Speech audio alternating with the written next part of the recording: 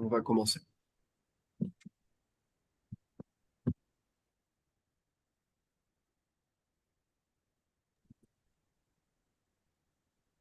Bonjour à toutes et à tous. Nous allons aujourd'hui explorer un nouvel univers, comment l'audio peut transformer la communication d'entreprise.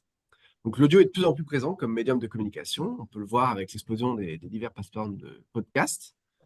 Pourtant, là où on parle beaucoup du format vidéo dans le marketing, les potentialités de l'audio sont encore peu explorées. Et c'est ce qu'on va chercher à corriger avec cette webconf. Donc l'audio a un pouvoir unique qui est de captiver l'attention de l'auditeur, contrairement à la lecture qui peut être facilement interrompue.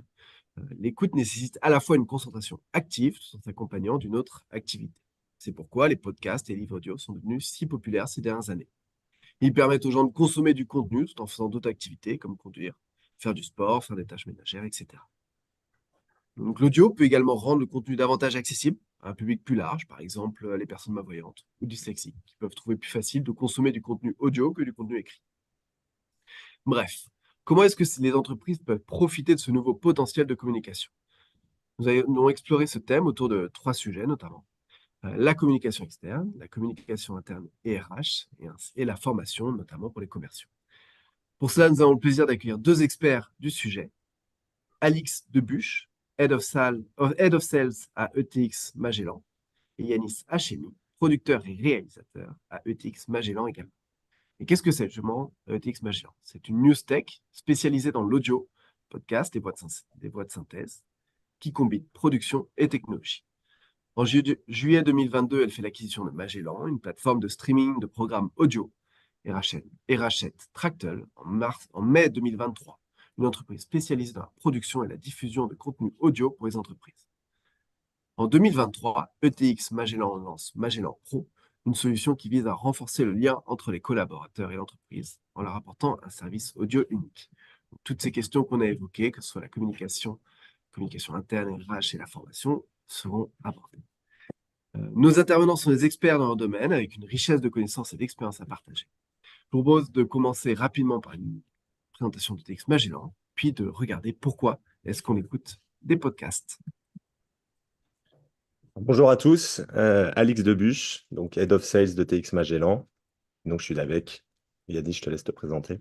Oui, bonjour à tous, Yanis Hachemi, moi je suis producteur, réalisateur audio et je m'occupe particulièrement des sujets de marque chez ETX Magellan pour développer le brand content et Magellan Pro dont Alix vous parlera un peu plus tard.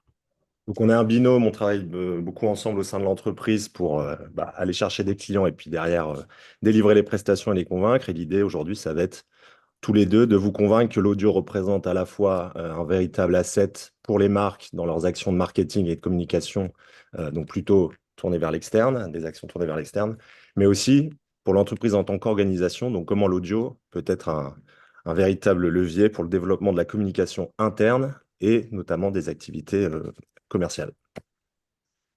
Alors, on va commencer par vous dire deux, trois mots sur qui on est, même si donc, David a déjà un peu parlé de nous. Donc, UTX Magellan, c'est une startup News Tech, donc qui a fait plusieurs acquisitions sur les derniers mois, dernières années. L'idée étant de cumuler quatre assets principaux. La première, c'est la stratégie de contenu, c'est-à-dire qu'on est capable, à partir d'un brief, de répondre à un client, qu'il soit marque ou média, sur sa stratégie de contenu et son passage à l'audio. On est capable de produire les contenus en conséquence, que ce soit du text-to-speech, donc des voix intelligentes de synthèse, ou de créer du podcast pour des marques. Aujourd'hui, on a sur notre studio Magellan plus de 5000 podcasts premium qui sont bien évidemment pas des podcasts, pas que des podcasts de marque, bien sûr, mais on a un catalogue de podcasts et finalement, on essaye de mettre tous ces savoir-faire et toutes ces ressources dans notre dernier produit qui est destiné à l'entreprise et ça va nous occuper aujourd'hui. Donc Magellan Pro, qui est une application audio embarquée rassemblant tout type de contenu audio de l'entreprise et des contenus premium issus du catalogue Magellan pour venir répondre à des enjeux de communication, de sales enablement, de RH, de marque employeur, etc. en fonction des clients à travers cette proposition de contenu audio. Et donc, mon boulot au quotidien, c'est de faire ce trait d'union, d'une part, entre les équipes sales qui vont aller travailler les problématiques des marques, et d'autre part, le studio de Magellan, donc qui est constitué depuis les premiers jours de la création de Magellan par des passionnés de l'audio qui, au quotidien, produisent des podcasts, des objets uniques, des séries. Donc un volume de plus de 2500 épisodes avec beaucoup de contenu qu'on qualifie autour du développement personnel et professionnel. Donc on essaye de faire intervenir les plus grandes voix du management, des secteurs aussi un peu moins connus ou un peu moins larges que le management pour qu'ils viennent partager avec nos auditeurs toutes leurs expertises et tous leurs conseils pour devenir plus performants au quotidien, pour mieux appréhender ses émotions, ses qualités. Et ça constitue un peu notre verticale de contenu chez Magellan. Aussi une verticale qui parle pas mal aux entreprises et qui permet d'apporter aux salariés un contenu autour du bien-être au travail, autour du développement personnel, d'une façon un peu plus moderne que les communications traditionnelles. À cela s'ajoute donc cette capacité à délivrer des stratégies audio et à délivrer du contenu audio type podcast. On a donc des technologies d'IA générative appliquées à la voix qu'on développe depuis plusieurs années. Donc on est capable aujourd'hui, enfin lié à la voix et au texte, on est capable aujourd'hui de générer des contenus textuels, soit de la production automatisée de format fit pour l'écoute, puisqu'effectivement, transformer du texte en audio nécessite de travailler le texte pour que l'audio soit agréable. On est capable aujourd'hui de résumer des contenus longs pour les transformer en exécutif summary qu'on audioise et qu'on rend disponible à l'audio. Et finalement, voilà, cette génération de contenu audio, une fois qu'on a travaillé sur les contenus textuels ou alors l'extraction de contenu vidéo, hein, on est capable de le transformer en text-to-speech et de le traduire dans plus de 100 langues et accents. On a d'ailleurs été récompensé par le TechStack et des éditeurs de presse mené par Sciences Po en 2023 comme meilleur éditeur text-to-speech du secteur média en France. Et puis finalement, on a poussé dernièrement ces choses plus loin au niveau de la voix, en étant en capacité désormais de créer une identité vocale ou sonore d'entreprise, que ce soit par le son, l'identité sonore, mais surtout l'identité vocale. Donc on est capable aujourd'hui de cloner les voix de certains dirigeants d'entreprise, on l'a fait pour certains clients, ou carrément de partir de rien pour créer une voix propre et caractéristique pour l'entreprise en question. Voici aujourd'hui les principales références en text-to-speech.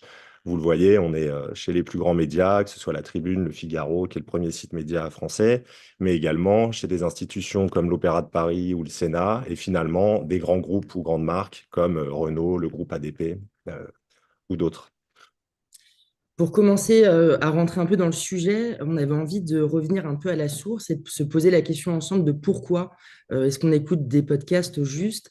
Et la réponse, elle est multiple, mais on voulait vous communiquer quelques chiffres qui témoignent de l'intérêt du podcast en ce moment en France. En termes de chiffres, aujourd'hui, le podcast, donc, c'est un mass média au sens simple où il a été adopté par plus de 40% des Français.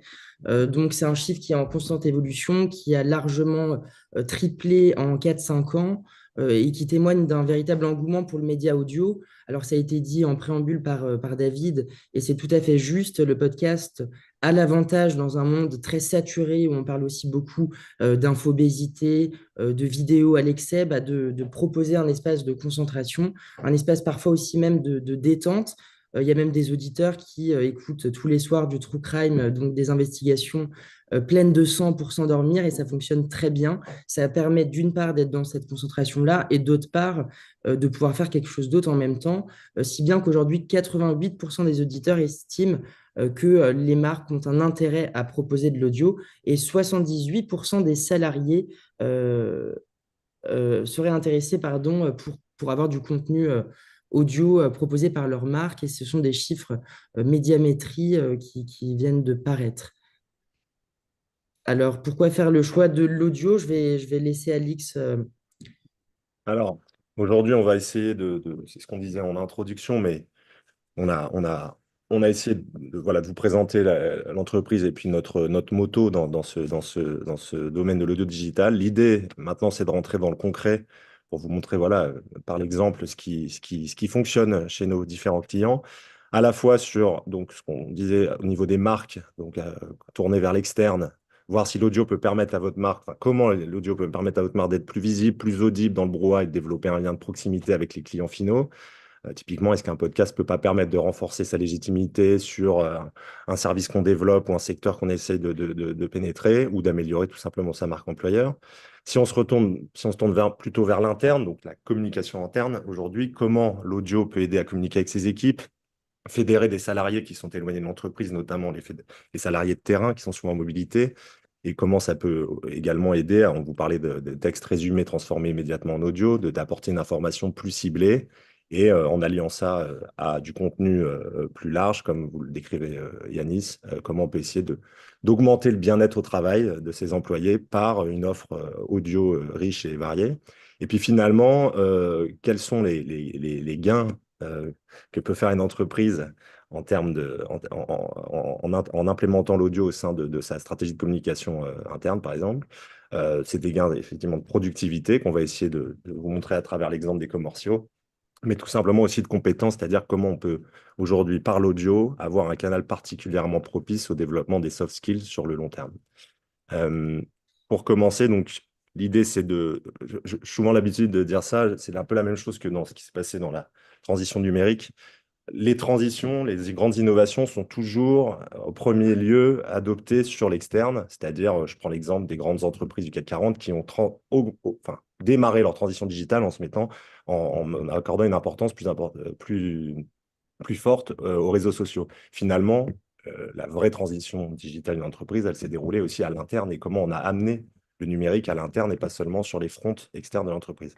Donc là, l'idée de cette présentation, c'est de commencer par l'externe, effectivement de montrer à quel point l'audio peut vous permettre de booster votre communication externe et finalement vos relais marketing, et puis on rentrera dans les parties suivantes en interne. Alors évidemment, il y a 40% d'auditeurs, on vient de le dire, en France, de podcasts, et on parle d'auditeurs fréquents qui écoutent très régulièrement du podcast. Et ça, les marques l'ont bien compris et ont compris qu'elles avaient intérêt à aller sur le média audio pour différents enjeux qui sont ciblés là, comme communiquer, inspirer, légitimer aussi ses expertises ou bien même améliorer sa marque employeur et son image. Donc pour commencer cette partie autour de la communication externe, j'avais envie avec Alix de vous proposer un peu des cas d'usage. Et ce premier cas, c'est un peu un cas que j'embarque souvent dans ma valise et que j'aime partager parce qu'en qualité de producteur, on a une grosse part du boulot qui est de faire de la veille, de rester bien informé de ce qui se passe dans la sphère audio d'un point de vue créatif. Et pour ça, on va voir évidemment le podcast natif, hein, qui est une famille de podcasts où on est sur des gens indépendants qui créent leur propre contenu, mais on surveille aussi beaucoup les marques, surtout quand on travaille pour le brand content. Et j'ai eu connaissance de ce premier cas que je vous invite à aller visiter et même à aller écouter. On en écoutera d'autres, mais là, je vais simplement vous montrer, d'une part par l'image, par cette belle grille de programmes qu'on trouve à gauche, l'étendue de la production qui a décidé de faire Vinci Autoroute. Et donc, on est face à une entreprise qu'à peu près 100% des collaborateurs connaissent, des Français, pardon, connaissent, et qui est extrêmement utilisée parce que beaucoup de personnes prennent l'autoroute. Et donc, Vinci a eu l'idée en 2011 de fonder sa radio d'information qui est utilisée donc par une très large partie des Français. C'est une fréquence unique, 107.7, très facilement accessible sur les ondes et qui apporte de l'information sur le trafic, mais pas que. Depuis, la radio s'est largement diversifiée et a construit toute une offre de podcasts pour accompagner les moments de route de ses clients, de ses usagers. Et donc, on a cette grille de podcasts très ambitieuse avec à la fois des podcasts très grand public, comme quand est-ce qu'on arrive avec des fictions audio qui sont destinées aux enfants, mais aussi covoiturage, par exemple, qui permet à des collaborateurs qui travaillent sur les autoroutes et qui sont amenés à faire du dépannage et donc à dépanner des utilisateurs, des usagers, de montrer l'intérieur de leur métier, de montrer leurs coulisses. Et donc, d'une part, ça participe de la marque employeur, ça améliore l'image de la marque. Par ailleurs, ça offre un vrai service à ceux qui écoutent ces podcasts-là qui sont gratuits et de qualité. Et vous avez quelques chiffres sur la droite, mais 82% des auditeurs de la radio Vinci et des podcasts qui sont diffusés ont été satisfaits par l'écoute. Je vous invite à aller voir ce cas d'école qui n'est pas de nous, mais que j'avais envie de porter à votre connaissance. Et puis, on poursuit avec un deuxième cas Ouais. Cette fois-ci, on va parler du Sénat. Alors, le Sénat, on accompagne cette institution chez ETX, Magellan, avec donc une problématique qui est un peu celle du service public, qui est de moderniser une communication qui souvent est perçue comme très institutionnelle, très sérieuse, de lui apporter aussi une dose de modernité dans l'approche éditoriale. Et c'est ce qu'on cherche à faire avec les podcasts du Sénat. Donc, on a proposé au Sénat de créer une audiothèque avec là encore une offre qui est globale. Donc, il y a un site dédié qui comporte plus de 130 podcasts et tous ces podcasts-là vont être répartis en rubriques, on peut appeler ça aussi des séries, avec les essentiels du Sénat dans un enjeu de vulgarisation. On a aussi les sénateurs agissent dans un enjeu d'engagement, les murmures du palais pour aller décrypter des petites anecdotes historiques. Bref, on a pas mal de formats qui permettent au Sénat, d'une part, de montrer tout ce qu'ils font parce qu'on n'est pas toujours avec les sénateurs en train de savoir quelles sont les nombreuses tâches qu'ils font dans leur journée. C'est aussi un enjeu d'accessibilité pour le Sénat, qui est une institution et qui permet par l'audio de parler à des personnes qui ont du mal avec la lecture, qui sont soit allophones, soit malvoyantes. Et puis par ailleurs, ça donne aussi des très beaux résultats. On a donc sur l'offre audio de podcast du Sénat, Alix, si tu peux passer s'il te plaît à la slide d'après, mais 67 000 écoutes qui ont été faites sur les plateformes d'écoute, plus de 130 podcasts qui ont été réalisés, et tout ça, ça se décline aussi sur YouTube avec du cross-post et avec à peu près le même chiffre, 55 000 écoutes. Ça paraît beaucoup et nous, on en est très contents parce que ça a vraiment permis, d'une part, d'investir le digital pour cette institution et d'autre part, d'aller moderniser, mais aussi rajeunir la cible des auditeurs qui interagissent avec cette institution. D'ailleurs, on a reçu un prix pour ce dispositif. C'est le Grand Prix des stratégies digitales en catégorie vidéo et audio digital. Toujours en matière de com externe, on parle énormément d'intelligence artificielle aujourd'hui et avec raison parce que c'est un vrai fracas, on va dire, dans nos usages et que ça fait à peu près la même vague d'Internet de façon exponentielle. Je vous propose qu'on s'écoute une petite bande-annonce, ça dure 1 minute, 2 minutes et je vous reprends juste après. Je n'ai pas peur que l'IA devienne humaine. Je n'ai pas peur du grand remplacement de l'humanité par l'IA. Et je ne crois pas qu'on en prenne le chemin. Je pense que c'est plus intéressant de s'interroger sur les raisons pour lesquelles on a besoin de le croire que sur la capacité même d'y parvenir. Bonne question. Alors, l'intelligence artificielle, ça fait depuis les années 50 que le terme existe et qu'on en parle avec des hauts et des bas et différentes définitions derrière. Et on a l'impression qu'on est en train de faire advenir un monde sur lequel on n'aura aucun contrôle, qui sera dépourvu d'humanité et qui va évincer en fait l'intelligence humaine. Ça n'est pas le cas et c'est loin d'être le cas. Je laisse encore, Yanis. Oh, ça peut suffire. En fait, jusqu'à présent, l'intelligence artificielle est quand même plutôt utilisée pour les systèmes défensifs que pour les systèmes offensifs. C'est en train de basculer. Changement d'époque en cours. Bienvenue, je suis Laurent-Nicolas Guénoc du cabinet Convertéo et vous allez écouter Changement d'époque en cours, le podcast de l'IA. Alors là, vous venez d'écouter donc la bande-annonce de Changement d'époque en cours, le podcast du cabinet Convertéo, qui est un cabinet parisien spécialisé dans l'intelligence artificielle et qui est mon premier podcast que j'ai produit pour Magellan. Donc j'avoue, j'en suis fier et je le partage. Mais ce qui est intéressant de voir dans ce cas-là, mais dans aussi celui de Hello Future, qui est une antenne d'Orange qu'on voit ici évoquée avec le podcast Parlons Tech, c'est qu'on a un même sujet, donc l'intelligence artificielle. On a deux entreprises, une entreprise très, très identifiée qui est Orange et une entreprise qui a une très forte croissance, mais qui est dans un environnement nouveau, très concurrentiel, où on connaît beaucoup Mistral, mais où on connaît moins tout l'environnement, tout l'écosystème. Et donc, dans les deux cas, le podcast a été une réponse. Pour Convertéo, ça a été une réponse pour acquérir de la légitimité. Donc, vous avez reconnu, je pense, la voix de Raphaël Enthoven. On a clairement de l'influence qui se fait dans ce podcast avec les plus grands experts sur des niches qui viennent interagir et communiquer leur savoir autour, par exemple, de l'intelligence artificielle et de la guerre. Donc là, on est vraiment dans un enjeu de légitimer des expertises, d'arriver avec bruit dans un secteur pour montrer ce qu'on sait faire. Là où pour Parlons Tech d'Orange, on est sur une problématique un peu différente avec donc Hello Future qui est la structure dédiée à l'innovation et à la recherche côté Orange et qui, pour différencier cette activité-là de l'activité de téléphonie principale, a décidé de créer un podcast et ce podcast en quelques épisodes, parce qu'on en est au 11e épisode, au 12e, pardon, a acquis plus de 130 000 abonnés sur cette newsletter. Donc, c'est une franche réussite, là encore, pour Hello Future et ça lui permet d'être légitime sur la verticale IA grâce à ce podcast Parlons Tech.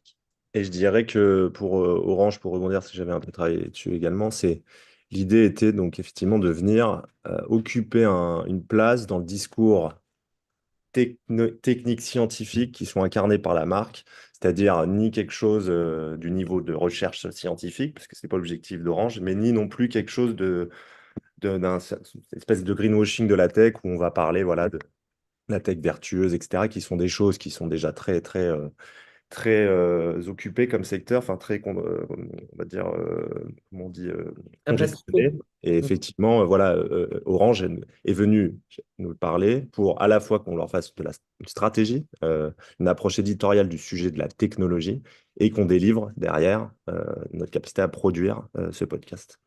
Ce qui est intéressant pour en fait lier avec la suite, donc on voit que 84% des auditeurs estiment que proposer des podcasts est un bon moyen de communication pour une marque, mais on voit également que 70% des salariés consomment des contenus sonores dans le cadre de leur vie professionnelle. Je dis bien professionnelle et non pas personnelle. Là, on s'intéresse vraiment à la vie professionnelle.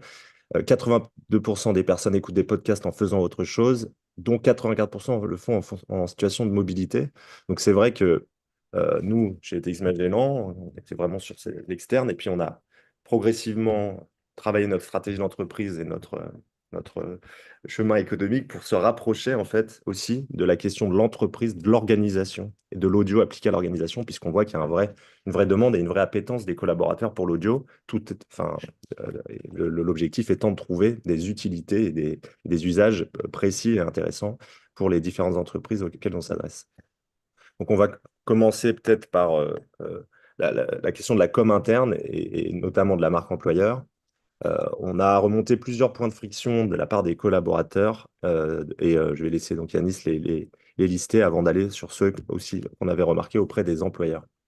J'imagine que parmi vous, il y a des personnes qui travaillent dans les ressources humaines ou dans la com interne, mais pas besoin de travailler directement dans ces secteurs-là pour avoir été au contact de ces points de friction. Très souvent, l'onboarding, c'est un moment qui est compliqué pour les entreprises, avec des collaborateurs qui arrivent avec des niveaux de compréhension différentes de l'entreprise, avec aussi une multitude d'informations. Alors parfois, on a des supports, mais très souvent, ça ne suffit pas à passer outre cette phase un peu de largage, de démarrage autour de l'onboarding. Il y a aussi une question de top-down de l'information qui a du mal à circuler, qui peut parfois aussi créer de l'incohérence dans la redescente. Et puis, on a aussi une difficulté parfois à créer de la culture commune dans les entreprises, avec notamment des situations de distance pour des équipes qui seraient sur le terrain, mais aussi pour des équipes de cadres qui seraient en full remote ou en télétravail. Donc, toutes ces difficultés-là, comme celle de toujours rester en veille de son entreprise, des produits, du marché, toutes ces réponses-là peuvent amener des réponses dans le format audio. Et je pense que, voilà, pour rebondir sur ce que tu disais, effectivement, ces points de friction, on se rend compte, quand on commence à travailler avec des clients, qu'une des premières questions, c'est où sont les publics que je veux toucher? Quel est leur quotidien? Est-ce qu'ils sont en mobilité? Est-ce qu'ils sont plus ou moins loin de l'entreprise? À quel niveau hiérarchique ils sont? Et puis, comment ils sont équipés? Parce que nous, on voit, par exemple, travailler avec des équipes techniques qui n'ont quasiment pas accès à des mails. Tout fonctionne par le téléphone. Donc, effectivement, nous, on fait un diagnostic à ce niveau-là pour essayer de passer au-dessus de ces points de friction. Pour les collaborateurs, aujourd'hui, on voit qu'il y a un enjeu particulièrement prégnant au niveau de l'audio. Seulement 54% des entreprises françaises ont une stratégie de communication interne formelle en place. En tout cas, c'est ce qu'elle déclare à l'étude de l'Observatoire de la vie du travail. Seuls 36% des employés disent recevoir des informations suffisantes de leur entreprise. Donc, il y a pas mal de gens aujourd'hui qui se sentent parfois un peu largués ou lâchés sur le quotidien de l'entreprise ou sur des informations cardinales dont ils ont besoin dans leur métier. Puis 45% des travailleurs, de cette fois-ci, donc précisément du numérique, ce qu'on est tous amenés à être demain, j'imagine, ont du mal à trouver les informations, les données nécessaires pour effectuer efficacement leur travail. Donc ça, voilà, c'est des chiffres qui sont assez parlants et logiques au regard des points de friction qu'on avait relevés, nous, sur nos démarchages clients. Passons du côté des employeurs. Ouais, tout à fait, Alix. En fait, les points de friction qu'on remonte côté employé, on les retrouve à l'inverse et à la réciproque chez les employeurs qui eux-mêmes rencontrent des difficultés dans leur communication interne au quotidien avec leurs employés. Il y a une des choses qu'on entend souvent, c'est que on a très vite les mauvaises nouvelles qui circulent, mais les bonnes nouvelles ont peu de portée dans l'entreprise et c'est difficile de leur donner de l'écho. On a aussi la complexité, et notamment quand on est avec des clients qui ont une masse salariale importante et des activités très différenciées, notamment dans l'industrie, mais pas que. On a une typologie d'employés à adresser qui est très complexe. On va avoir dans la même masse salariale des personnes qui travaillent le matin sur des sites de terrain sans ordinateur et la journée des cadres répartis dans l'ensemble du territoire français, voire à l'international, et qui ont du mal à se rattacher à la maison mère et à connaître les problématiques actuelles et les actualités. On retrouve aussi une forme de déception souvent chez nos clients quand on commence à discuter avec les directeurs de communication interne ou de ressources humaines. On peut entendre beaucoup qu'il y a beaucoup d'efforts qui sont réalisés à l'interne, mais qu'il y a peu de ROI, peu de retours, notamment sur le taux d'ouverture des newsletters, avec généralement 10% d'ouverture et une lecture qui est peu attentive dans un environnement où quand on travaille derrière un ordinateur, on a beaucoup de sollicitations. Et donc, toutes ces difficultés qu'on a listées là sont aussi des points de friction qu'on a cherché à rendre intelligibles et à solutionner par l'audio. Ouais, bah, donc voilà, pour synthétiser un peu ça, les employeurs sentent parfois un certain, enfin, quelque chose d'assez lâche dans la répartition de l'information au sein de l'entreprise. Du coup, le reach de leur culture, de la culture du management de l'entreprise a du mal à faire son chemin jusqu'à chaque employé. Et puis, du côté des collaborateurs, il y a une vraie frustration et on pense aujourd'hui que l'audio, finalement, est le canal qui peut répondre à cette problématique. Pour une raison simple, déjà, si on parle de gens en mobilité ou de gens à distance, c'est vrai que la seule chose qu'on peut faire en mobilité, c'est écouter. C'est ni lire, ni regarder. Et on pense que l'audio, finalement, aujourd'hui, au-delà d'être un canal multimodal et écoutable en permanence, est aussi en train de se muer en véritable canal du savoir et donc de progression en termes de skills, de maturité de l'information, de captation de l'information de la part de la workforce. Je prends le cas précis donc, de Afelou, donc un de nos clients, pour lequel on a donc créé un podcast pour renforcer la communication à destination des franchisés. Donc, pas forcément des gens en mobilité, mais des gens qui font partie du groupe, mais qui ne sont pas forcément en contact permanent avec le siège.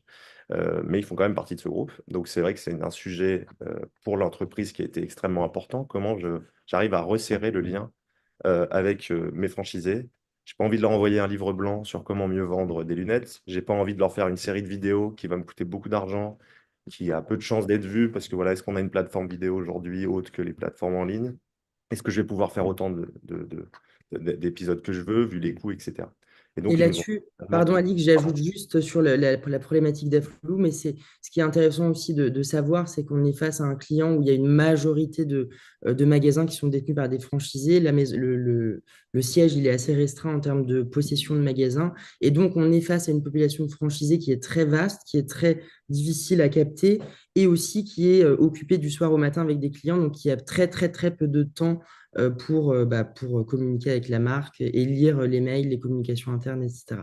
Le double enjeu était d'apporter de l'information très qualifiée, très précise aux franchisés. Donc, cette info hebdo de 5 minutes tous les vendredis pour l'information de la semaine.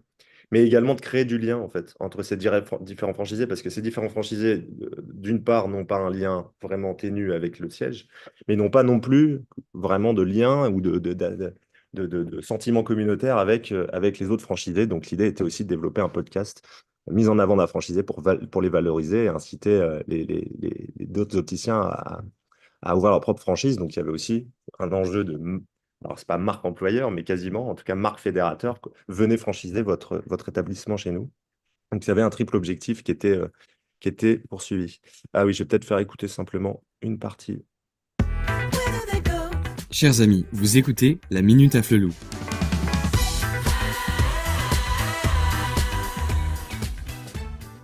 Voici les dernières actualités parues dans l'info hebdo du vendredi 15 juillet. Je ne vais pas faire écouter les informations précises parce que je n'ai pas forcément l'accord du client, mais l'idée était de montrer c'est un petit format avec ce ton journalistique un peu décalé de celui de l'entreprise qui va donc forcément au moins susciter l'attention des franchisés.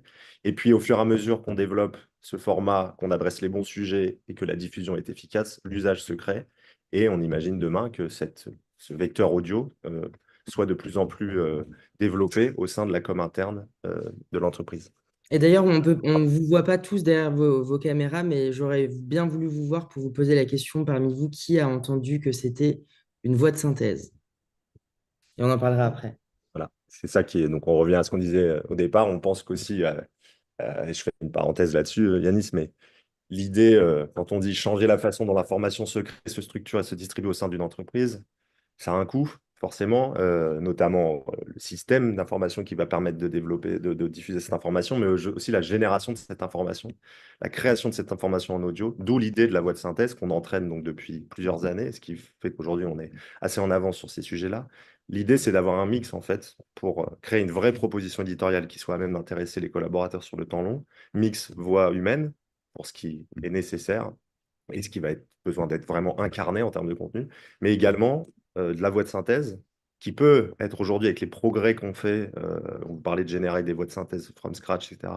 Donc avoir une qualité d'interprétation et finalement une capacité à incarner des messages, mais qui coûte, quoi qu'il arrive, beaucoup moins cher pour massifier l'audio au sein de l'information de l'entreprise.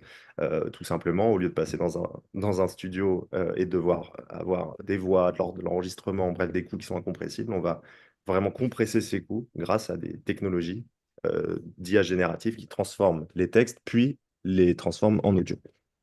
Et l'idée étant, à la fin, d'imposer en fait ce vecteur audio de par ses coûts, mais aussi de par son efficacité auprès des collaborateurs, pour en faire le premier vecteur de diffusion de l'information collective à l'entreprise. Bien évidemment, il y aura toujours les mails pour les échanges de 1 à 1, etc. Mais nous, on s'adresse à l'information commune, celle qui fait l'objet donc de la com interne et qui peut booster la marque employeur d'une entreprise en particulier. Peut-être pour entrer dans un cas encore plus précis, et puis à s'attaquer à ces sujets vraiment de productivité, d'augmentation des compétences, enfin de développement des compétences de la workforce, parce que voilà ce que nous disent aussi nos clients et pourquoi ils travaillent avec nous, c'est on est convaincu par cette démonstration, mais comment derrière on s'y retrouve en termes de ROI. On vient de le dire avec Yanis qui disait un des points de friction qu'on rencontre souvent par les employeurs, c'est super, votre nouveau canal, il est très intéressant. L'UX a l'air intéressant pour les collaborateurs, la capacité à organiser, générer le contenu, etc., via vos recommandations, vos technologies est facilitée. Mais qu'est-ce qu'on en retire? Et donc, les deux enjeux, alors on a pris l'exemple du Sales Enablement, mais c'est comment l'audio et une vraie programmation audio ciblée, pensée pour les commerciaux, peut permettre d'augmenter leurs résultats, leurs performances. On voit deux, trois chiffres. Donc on voit 65% des entreprises B2B déclarent que la productivité des équipes commerciales est l'enjeu principal. Notamment, on le voit dans les entreprises innovantes où forcément il y a une grosse part de R&D, mais il faut également, et on en est les premiers témoins, hein, mais il y a une force business qui est au cœur en fait de la stratégie d'entreprise. Et puis 2 tiers des commerciaux qui déclarent ne pas atteindre leurs objectifs de vente annuels. Bon, bien évidemment, il y a beaucoup de turnover dans les startups et dans le domaine du business development, mais c'est quand même 2 tiers, c'est un chiffre qui est vraiment évocateur. Et peut-être, Yanis, sur les chiffres sur l'audio et comme média d'apprentissage, je te laisse rebondir. Oui, alors ce qu'on sait, ce qu'on a appris, c'est que le média audio était un média qui était très plébiscité pour des enjeux de cognition. Il y a une étude, par exemple, que je peux vous citer de des universitaires une université californienne et l'université australienne qui ont mené ensemble une étude sur 300 volontaires de 18 à 64 ans. Et ce qui ressort de cette étude autour des moteurs de l'écoute d'un podcast, c'est le besoin de cognition, le besoin d'apprentissage, et c'est un besoin qui est facilement rempli par une écoute active et donc par le podcast. Et ça, les plateformes de formation l'ont aussi comprise avec l'adoption progressive du micro-learning, donc une forme de résumé audio assez court qui permet de faire une sorte de réancrage mémoriel à l'issue d'une formation un peu dense qu'on aurait dispensée à ses salariés. Donc on estime, selon une étude Gartner de cette année, que 70% des sondés préféreraient le micro-learning audio par rapport à des modules de formation classiques, c'est-à-dire exhaustifs. Et donc, cette réalité-là, elle explique aussi qu'en termes de taux de complétion, donc de taux d'achèvement des formations qui sont proposées, on arrive beaucoup plus facilement à atteindre 83% par rapport à un taux de 20-30% en moyenne sur des formations traditionnelles qui sont suivies soit en vidéo, soit dans des centres et dispensées par des personnes pendant plusieurs heures. Donc, on comprend que le micro-learning et donc l'audio représentent un vrai moyen d'apprentissage avec un réancrage mémoriel qui est souvent plus facile côté collaborateur et pas souvent beaucoup plus compliqué côté employeur aussi, parce qu'on peut, grâce à des outils qu'on maîtrise désormais, facilement convertir des formations préexistantes en audio et en micro-learning. L'audio, tu veux prendre, Alix? Non, vas-y, je t'en prie. Donc, en fait, l'audio, c'est aussi un facteur qui permet d'augmenter la productivité. Et d'ailleurs, c'est aussi là-dessus que notre promesse éditoriale est fondée côté Magellan. Et c'est aussi pour ça qu'on a des utilisateurs et qu'il y a des gens qui s'abonnent à nos contenus. C'est dans un enjeu d'apprentissage personnel. Donc, on a beaucoup de contenus qui vont performer, qui sont des contenus autour du développement des soft skills, du développement des hard skills. Et donc, le micro-learning, si on traduit ça en termes d'efficience par rapport à des coûts de développement de formation habituels, on arrive à peu près 50% d'économie. Donc, ça peut représenter un réel intérêt pour une entreprise de favoriser le micro-learning par rapport à favoriser uniquement des formations traditionnelles. Et pour bien préciser ce que dit Yanis, on ne se positionne pas comme un concurrent de l'acteur de la formation. L'idée, c'est que voilà, il y aura toujours besoin de formation, même à un niveau de politique du monde du travail. Hein, le fait que les gens puissent évoluer, se former tout au long de leur vie et potentiellement changer de boulot en fonction de la conjoncture économique ou de la conjoncture personnelle d'ailleurs. Mais l'idée là, c'est plutôt de développer nouvel angle de consommation de l'information par ce micro-learning qui n'est possible que par l'audio. Voilà, je pense à un commercial qui est sur la route toute la journée. Déjà, il peut écouter de l'audio. S'il roule en voiture électrique, à un moment, il va devoir recharger, attendre un peu à la borne. Il a une possibilité de se mettre un épisode, etc. Et en fait, on croit beaucoup à ce que, sur le long terme, en apportant en continu du contenu à valeur d'apprentissage, valeur pédagogique, finalement, les skills, les soft skills et la productivité des employés, qu'il s'agisse des techniciens, des commerciaux, là on va développer un exemple sur les commerciaux, finit par augmenter logiquement du fait de la facilité qu'ils ont à aller chercher ces contenus, à les écouter, et de leur impact finalement sur leur vie de tous les jours au travail. Je vais vous parler rapidement d'un cas qu'on a fait pour la Berry Fine Food. Donc, l'idée étant de tenir informés les commerciaux. On avait une problématique avec eux, c'était que leurs 80 commerciaux étaient souvent en rendez-vous clients dans la voiture toute la journée. Donc, pas le temps de lire les newsletters, pas le temps de faire du micro-learning, d'écouter certaines choses, parce que, voilà, on met la radio, c'est trop compliqué d'aller chercher quelque chose sur l'intranet qui est en audio, il faut que je me connecte, etc. Bref. Et donc, ces personnes-là se sentaient quand même à l'écart du reste des collaborateurs, alors qu'ils ont une place cardinale dans l'organisation, à partir du moment où c'est eux qui vont aller vendre les produits. Donc, nous, la commande, c'était on a développé avec eux plus de 40 podcasts produits sur différentes thématiques, et avec les enjeux étaient majeurs. C'était la transmission de l'information, des actualités, des chiffres de vente importants pour cette population qui doit être au courant de ces actualités d'entreprise, mais également de l'onboarding et de l'information sur le temps long, ou tout simplement des informations encore plus éloignées de leur travail de leur boulot de tous les jours, sur les mobilités internes, les anniversaires de chacun dans l'équipe, et permet finalement par ce podcast de créer également du lien entre ces équipes mobiles qui sont très peu ensemble. On a peut-être les chiffres, on a eu dire une conversion de 90% des collaborateurs en auditeurs, des personnes qui ne lisaient pas forcément les contenus, qui ne regardaient pas forcément les vidéos. On s'est retrouvé avec quand même 90% de collaborateurs qui ont écouté ces podcasts. On a eu plus de 1000 écoutes sur les 40 premiers podcasts et 25% du taux de transformation après écoute des podcasts. Donc, il y a une amélioration de la connaissance des contenus en interne, il y a un renforcement du sentiment d'appartenance par cette programmation audio, puis finalement une meilleure connaissance des produits et on a une sorte de standardisation de la façon de commercialiser le produit au fur et à mesure, agrégeant les best practices, les plus gros succès ou les erreurs qui ont pu être faites et qui ne seront plus faites à l'avenir. Et l'idée est d'avoir un espèce de registre audio avec un ton accessible et sur une plateforme accessible facilement pour ces commerciaux en mobilité, afin de se former et de progresser dans leur travail de tous les jours. Peut-être ce qui peut être intéressant pour finir, avant de prendre vos questions, c'est si on sautait le pas demain sur l'exemple, par exemple, des commerciaux.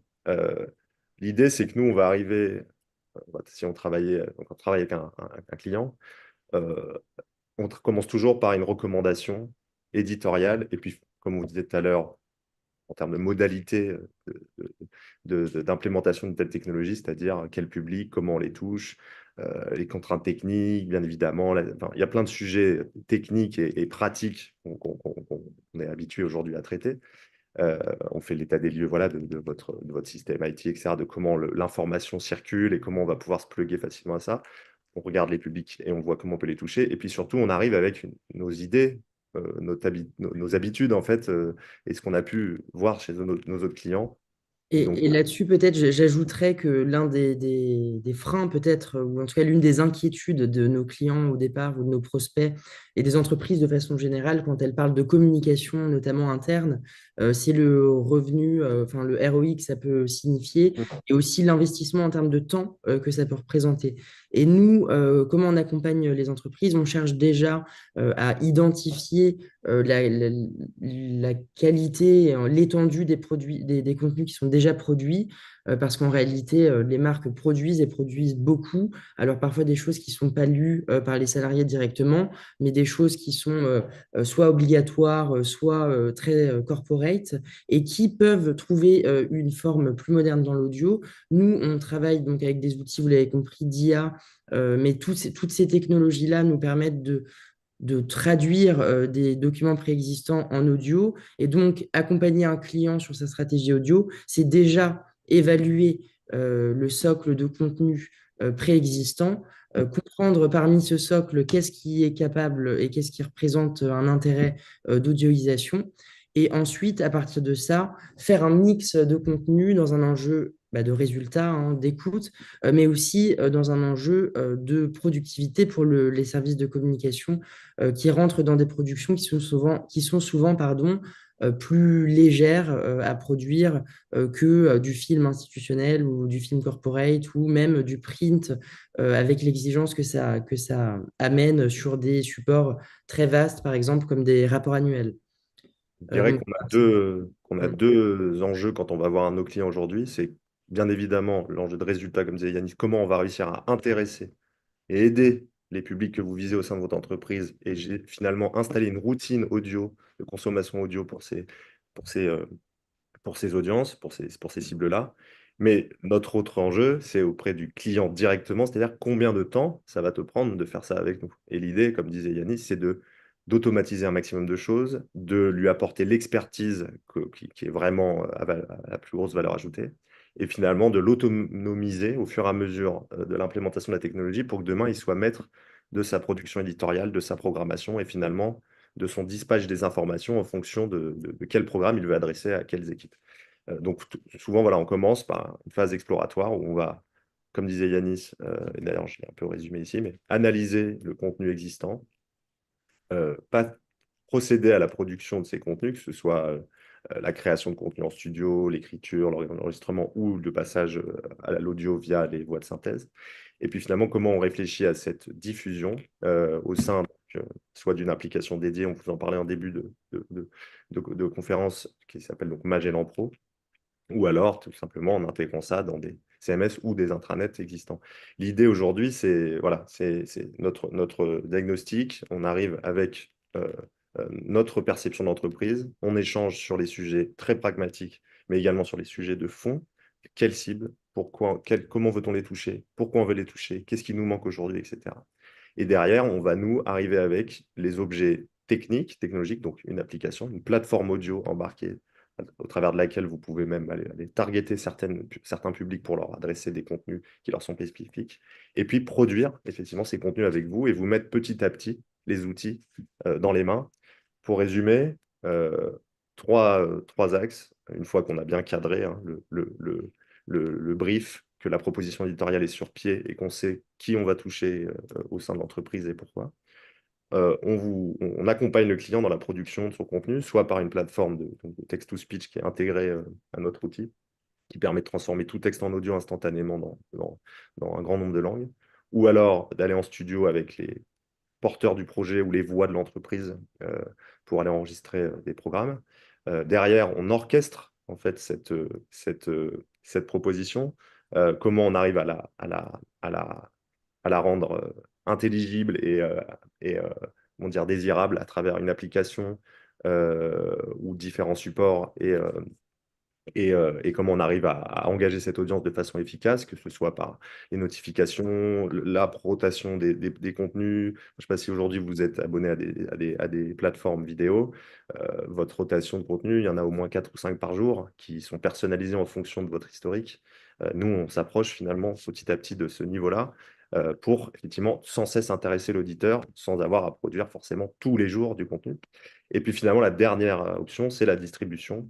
Donc vous avez forcément cette application qu'on développe, Magellan Pro, mais il y a également d'autres possibilités, la web app, le fait de pouvoir être disponible en CarPlay ou en Android Auto, et puis la possibilité d'aller aussi dispatcher certains onglets, certains fichiers audio à d'autres endroits des fronts de l'entreprise pour peut-être driver petit à petit la workforce destinataire de ces programmes audio vers un canal plus unifié qui peut être donc notre application Magellan Pro. Et puis voilà, pour conclure, je dirais qu'aujourd'hui, on est fixé un peu sur notre mission, mais l'idée avec cette application, ce produit, qui n'est pas donc juste une application, puisqu'on vient vous aider à la remplir, on vient vous aider à la nourrir et finalement à la rendre la plus efficiente possible en travaillant avec vous la stratégie de ciblage pour chaque contenu. Mais l'idée, c'est de mieux communiquer au quotidien, pardon, avec vos employés, gagner en productivité avec l'IA, en résumant des textes plus rapidement. Je prends un exemple. Vous êtes un décideur, vous avez 8 rendez-vous aujourd'hui, mais demain, vous avez une réunion à 9 heures sur un sujet qui est abordé dans un document de 40 pages. Vous l'avez parcouru, vous n'avez pas le temps de le lire, vous n'êtes pas le principal stakeholder de la réunion du lendemain, mais vous avez besoin d'être au courant. Et ben, votre équipe de com avec Magellan Pro, elle peut résumer ce document très rapidement, le mettre en audio dans n'importe quelle langue, vous le rendre disponible en mobilité au sein de l'application, de votre voiture ou de la web app si vous n'avez pas la possibilité de charger l'application. Donc finalement, ce gain de temps dans la génération de l'information, dans la diffusion et dans la consommation de l'information est à même de faire gagner de la productivité, d'augmenter la puissance de la communication interne et finalement développer au long cours des soft skills pour l'ensemble de l'entreprise. Et on résume assez simplement notre mission, mais c'est de mettre que Magellan Pro soit la plateforme audio qui met la voix de l'entreprise au service de ses employés. On a fini pour notre présentation. Je pense qu'on est à peu près dans les temps. Ouais, on a dépassé 3 minutes. Mais en tout cas, voilà un peu les retours qu'on a eus ces derniers temps. Et puis, on est disponible pour prendre vos questions. David, je te laisse peut-être la main pour la fin.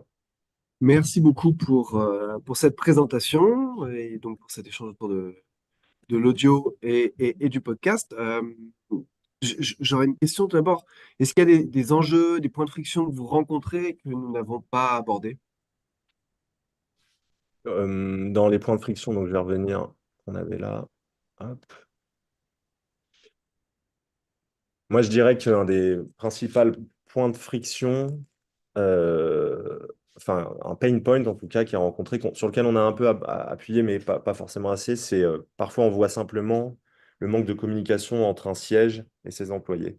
Mais on a beaucoup d'entreprises, je pense typiquement à une entreprise assez célèbre de l'agroalimentaire française dans le CAC 40, qui fonctionne par usine. Elle a des usines pour certains produits laitiers, d'autres pour d'autres produits, etc., pour l'eau, etc. Et en fait, on discutait avec eux et c'est vrai qu'on se disait, bah, c'est pas seulement euh, les gens en costume au siège à la Défense et les personnes sur le terrain qui n'ont pas de lien, c'est que finalement, les gens qui font des yaourts n'ont aucune conscience de ce que font les gens qui font de l'eau, par exemple. Alors que c'est la même entreprise et que ça ne peut être que préjudiciable que ces gens ne se touchent pas, ne se connaissent pas, ne se rencontrent jamais. Malheureusement, les deux usines sont à deux bouts de la France, donc c'est très compliqué. On ne va pas organiser quatre off-site qui vont coûter en plus énormément d'argent parce qu'on parle de masse de salariés qui sont quand même assez importantes. Et l'idée, c'était de développer tout un onglet audio pour casser cette barrière entre les différents catégories de salariés. Si on part sur un groupe international, il y a la question de la langue. On a travaillé avec un laboratoire, grand laboratoire de recherche pharmaceutique qui nous disait, voilà, moi, en fait, dans le monde entier, j'ai tant de commerciaux qui doivent vendre à peu près les mêmes médicaments, puisqu'on sait quels médicaments vont soutenir la croissance pour les années à venir. Donc, il faut que ce soit ce flagship-là, ce flagship-là et ce flagship-là qui soit le mieux vendu. Comment vous pouvez nous aider? Et nous, on leur a dit, bah, nous, on est capable d'éditer avec vous des registres de vente, donc des sales books, dans toutes les langues du monde, qui soient standardisés et qui vous assurent que l'ensemble de vos masses commerciales, de vos forces commerciales dans le monde entier, vont vendre ce produit de la même façon.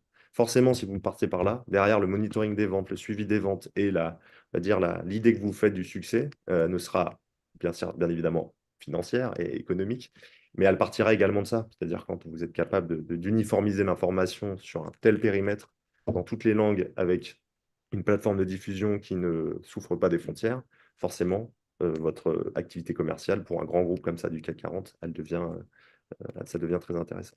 Et j'ajoute peut-être deux points. Il y a aussi, on a rencontré un cas, par exemple, dans le cas d'une entreprise pardon, qui serait en situation de rachat ou de fusion.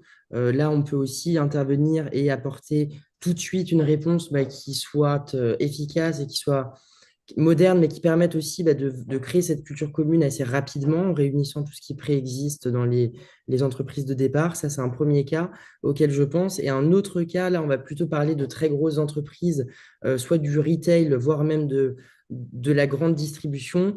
On est face à des entreprises qui ont une très grosse masse salariale et souvent qui ont aussi un gros turnover. Et donc, qui dit turnover dit besoin de formation très important et souvent très coûteux.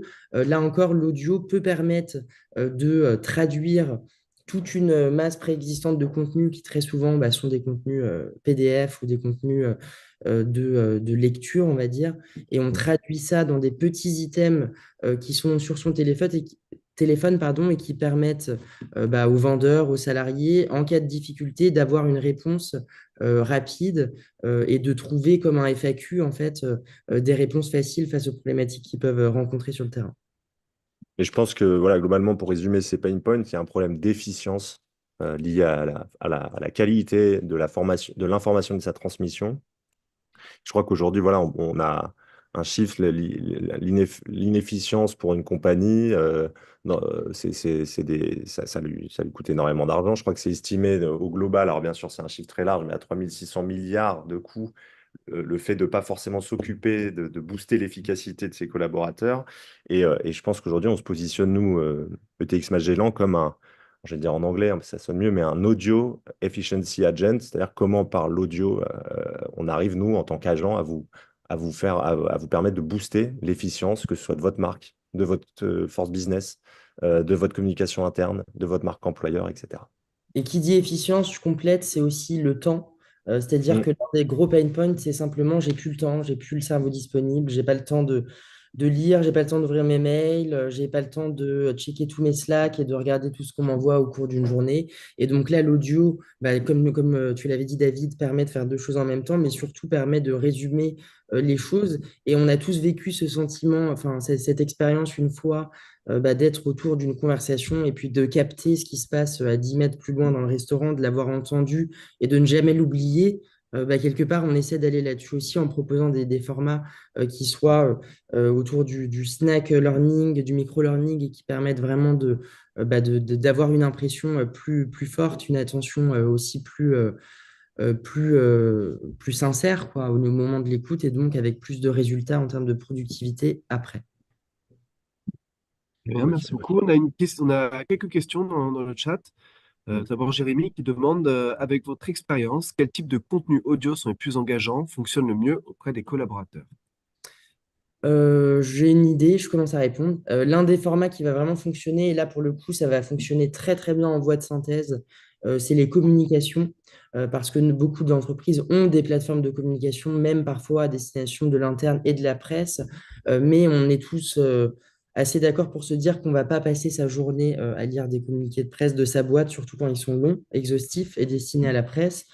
Donc, on a des formats qui fonctionnent très bien. C'est des formats qui durent 1 à 2 minutes et qui apportent vraiment de la communication avec des voix de synthèse et des tons journalistiques qui imitent les codes radio et qui permettent d'avoir de l'information assez ciblée. Autre format qui fonctionne bien, peut-être, c'est le quiz qu'on met en place aussi parfois, qui permet d'aller développer de la connaissance produit, de la connaissance métier ou de la connaissance service sur un mode de quiz quoi, qui apporte un côté ludique et qui se base sur la gamification pour développer les écoutes et ça marche pas mal. Et puis peut-être, Alix, tu peux parler du Ouais. digest. Ouais, bah, j'allais dire, un digest, par exemple, ça va être chaque mois ce qu'il fallait savoir sur les principales informations de l'entreprise ou du management dans cette entreprise, etc.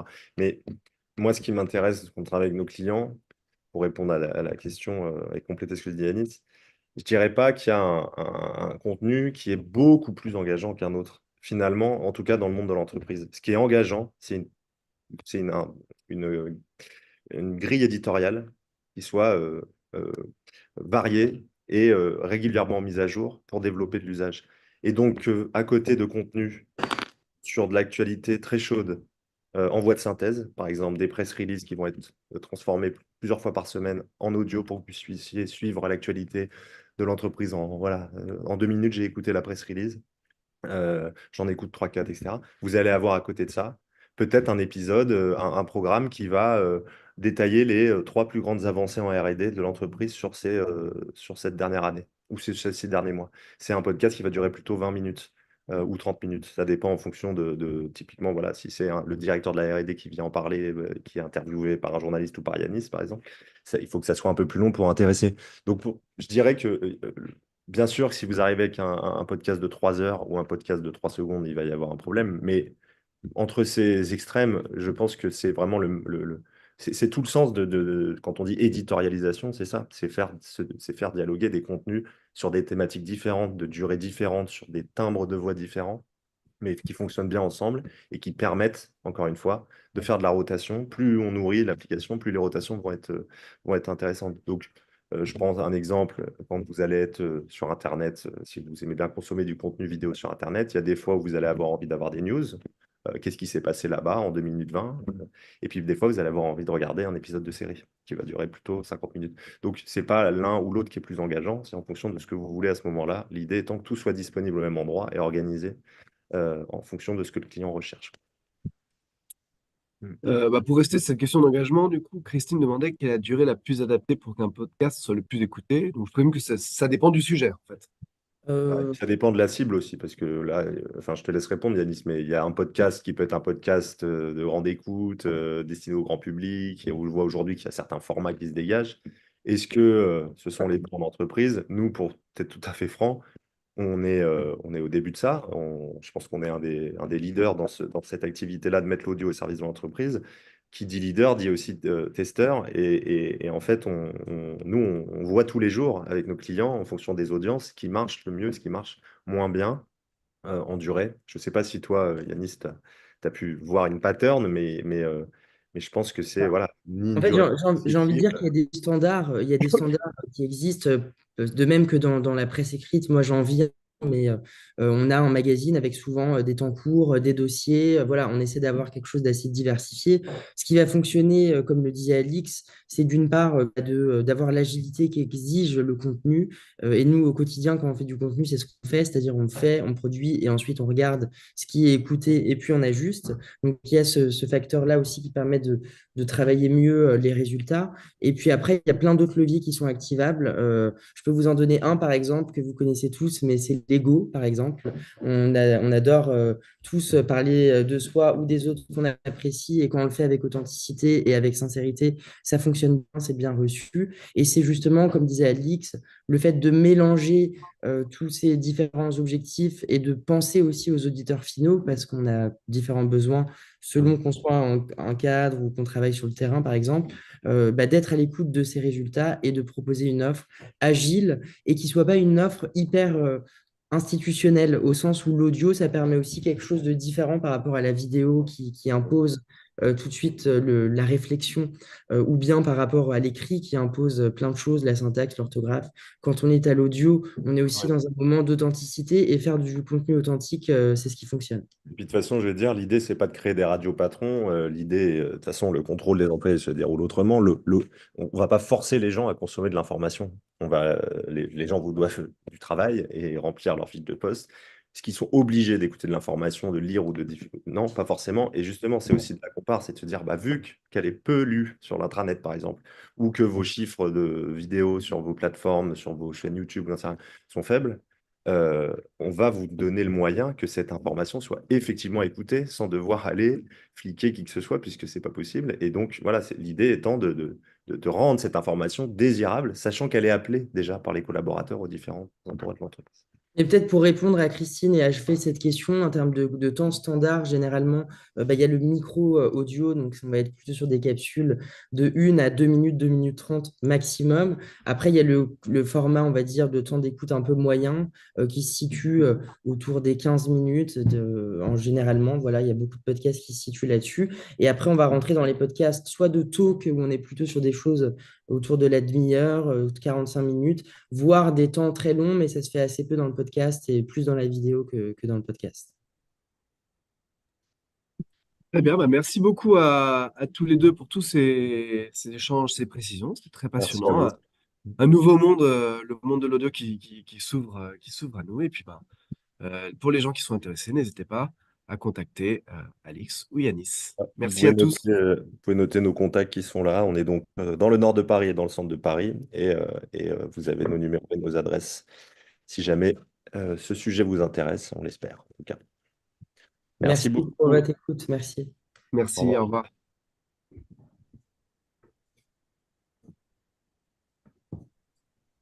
C'est bon, on n'est plus en direct. C'est All bon. right.